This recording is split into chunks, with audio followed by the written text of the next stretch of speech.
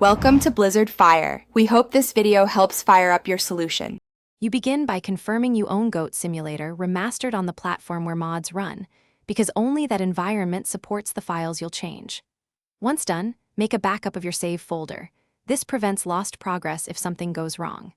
Next, download the Baguette mod or community patch and verify checksums so you avoid corrupted files. Now that the essentials are set, proceed to the actual installation step and make sure the game is closed while you work.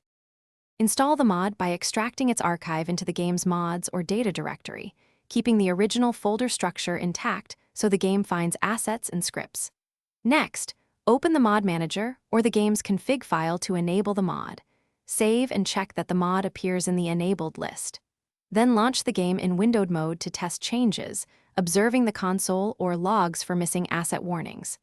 If you see errors, stop and fix the listed file paths. To get the I Am Baguette effect, follow the mod's activation method.